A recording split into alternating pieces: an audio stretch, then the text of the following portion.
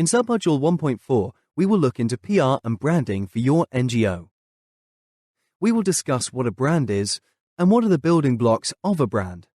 We will briefly talk about storytelling, why it is so effective, and how to incorporate it into your branding and communication strategies. And lastly, we will look into what is PR and what tools and techniques you can use to develop your NGO's PR. In the following submodule, you will learn that an organization's brand is much more than its visual identity, the name, the logo, and the graphic design. Branding is the strategic work that goes into forming your NGO's reputation and how you present yourself to the world. Storytelling can be a powerful tool that your NGO can utilize to build rapport and a stronger connection with your beneficiaries and other stakeholders. PR is a strategic communication process that helps you influence, engage, and build relationships with your stakeholders. There is a variety of resources that you can use when creating your PR strategy. Some of the most common ones are newsletters, media relations, employee relations, partnerships, and social media marketing. Let us begin by defining what a brand is. There are, of course, numerous definitions suggested by professionals in the field, and choosing among them can be difficult. However, we have sided with the one provided by the website Nonprofit PR, which states that a brand is the gut feeling someone has about your organization. And you have a great opportunity to embed a gut feeling into your audiences, because the very nature of NGOs gives them an advantage in creating powerful brands that people want to support. When a person thinks about your NGO's brand, they make a connection to the cause you promote, which becomes the main identifier. It is important to remember that a brand is much more than its visual identity, the name, the logo, and the graphic design. A brand is a construct held in the minds of those aware of it. Therefore, brand management is the work of managing those associations. And branding isn't only about putting your logo on mugs, t-shirts, and pens. It's a much broader concept and more complex process. Branding is the strategic work that forms this reputation and how you present yourself to the world. It is the sum total of your story, your visual identity, and the messages you share. There are, of course, many different approaches to building a brand, and different sources might advise you to focus on different aspects. But we have selected the following points. 1. The first one is visual identity, which includes logo, color scheme, graphic style, etc. While it shouldn't be the primary focus of your efforts in creating your brand, you still want to have a pleasing, positive, and relevant visual presentation of your NGO. It is the first touch point between your organization and your intended audiences. You can use various platforms online to help you create your visual identity, for instance, Tailor Brand Studio or freelogodesign.org, which can generate logos, business cards, presentation templates, and others. 2. The starting point for a strong brand is having a clear, intended impact.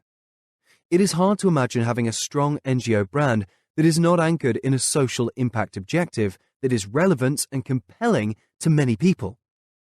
All the clever positioning and communication in the world will not help your NGO if you don't have clear objectives and justify why they matter. 3. Accountability is another key element for your organization. It is important that you are able to fulfill the promises you make and deliver results through the projects you implement. In addition, be transparent in your communication with different stakeholders, and remember to update your beneficiaries, partners, and donors about the activities you carry out and how they have created an impact in your local community. 4. The story an NGO tells about its work can be almost as important as the work itself, at least when it comes to building a brand. In the present-day context, this could be achieved through a well-designed website, active social media pages, or regular events and presentations carried out by your NGO. Through these tools, you can control how the story of your organization is told, describe your work however you see fit, and make sure it resonates well with your audiences. 5. Last but not least, building an emotional connection between the work your organization does and the overall impact it creates can encourage relevant stakeholders to engage with your organization and donate their time and money. People want to know that they are making a difference.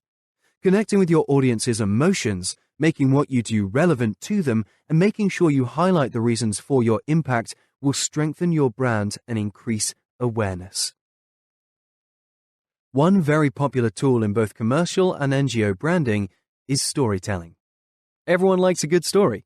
In fact, our brains are wired to think in stories. We think in narratives all day long, no matter if it is about buying groceries, whether we think about work or our partner at home. We make up short stories in our heads for every action and conversation. Big brands such as Coca-Cola, Apple, and Nike are proficient storytellers and have used this tool to manage their audience perception of them and create certain associations with their brand. Nike is associated with motivation and great achievements. Apple identifies with innovation and out-of-the-box thinking. Coca-Cola is associated with sharing happiness. But why are stories such a powerful tool? When we listen to a presentation with bullet points and figures, it hits our language processing parts in the brain, where we decode words into meaning. And that's it. Nothing else happens. However, when we are being told a story, things change dramatically.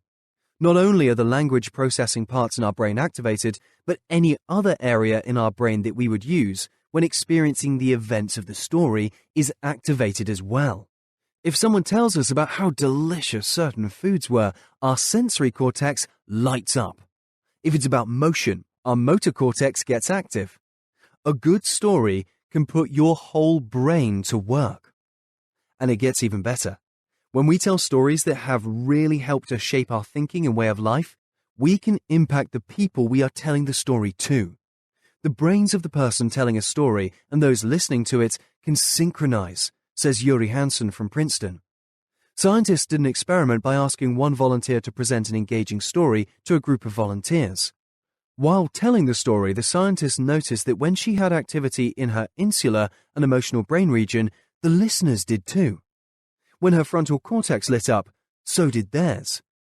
In other words, by simply telling a story, the woman could plant ideas, thoughts, and emotions into the listeners' brains.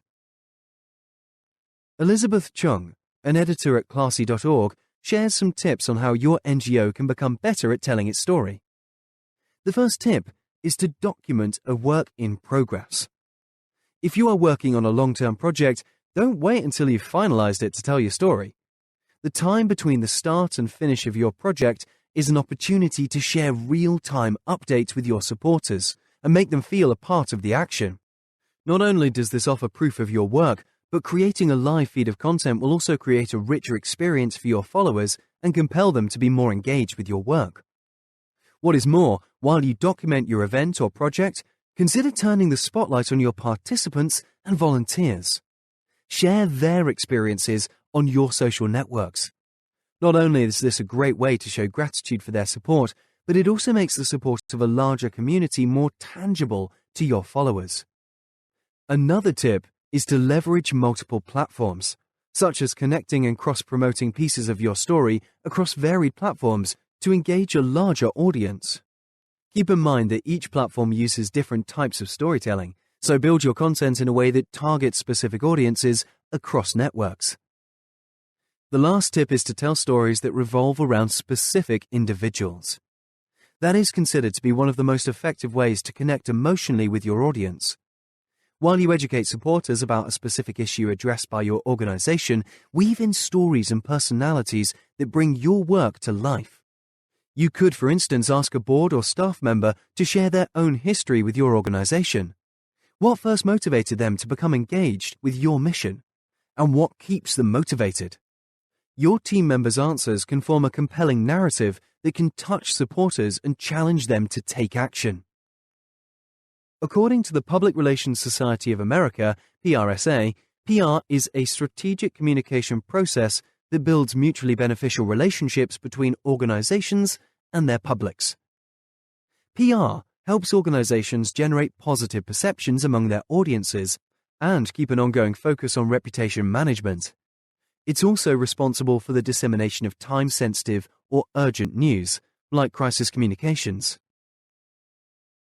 Your PR strategy is meant to tackle current, issue-specific topics and receive and respond to feedback. It is also a valuable outlet for messages intended to advance your agenda or state your point of view on a timely topic. Again, the time-sensitive nature of PR, which often revolves around the media and news cycles, makes it the perfect avenue for responding to issues as they arise. Remember, however, that your brand still influences your public relations strategy. Every press release, media kit, and social media update should be aligned to and guided by your high-level story and visual identity system. Having a cohesive PR strategy that ties back to your story helps build trust, showing the world that they can count on you to be consistent and reliable. It helps your audiences recognize your communications as you. And in times of uncertainty or change, that level of stability can be crucial for retaining supporters. PR typically involves conventional communication techniques, such as press releases, but there is still room for creativity. Sometimes a press release fails to capture the attention you would like, and in those cases, you can try brainstorming with your team about other ideas for raising awareness about your NGO's projects and initiatives. For example, several years ago, videos of people dumping a bucket of ice water over their heads flooded social media, now known as the Ice Bucket Challenge. The viral sensation was a way to raise awareness of the neurodegenerative disease ALS. This was a way to raise money for the ALS Association and for research on the disease. The viral challenge raised more than $150 million, with almost $80 million going towards research. The campaign was a massive success. Awareness and funding for ALS has skyrocketed since, all thanks to millions of people giving themselves a brain freeze. There is a variety of resources that you can use when creating your PR strategy. Some of the most common ones are newsletters, media relations, employee relations, partnerships, and social media marketing. Newsletters have been a staple in NGOs PR strategies for decades. They allow you to connect with your benefactors and beneficiaries and inform them of recent achievements your organization has attained. Invite them to upcoming events, raise awareness about specific issues your NGO wants to address, encourage them to support your causes, etc. Media relations can take on many different forms. You can invite local media to your events and projects so they get a glimpse of what you do and why. You can invite them to have an interview with your spokesperson. You can get a feature published about your NGO in a local newspaper or website. You can take part in a radio program to discuss various current issues. It can be beneficial for your NGO to build a good relationship with local media outlets, as they are the middleman between you and your local community. For good PR, you don't always need to look outside of your NGO. Very often, the people that you work with on a daily basis can be your most dedicated ambassadors. If they chose to work with your organization, it is very likely that your cause and goals resonated with them. Therefore, make sure you build rapport with them and ensure their contribution is valued and recognized within your team. To learn more about managing your relationship with your team members, have a look at submodule 1.3 on human resource management. Another technique you may want to consider is forming partnerships. You can create initiatives together with local schools, universities, other NGOs, youth clubs and associations, etc. This will allow you to engage with a more diverse range of audiences and will reinforce your credibility among local communities.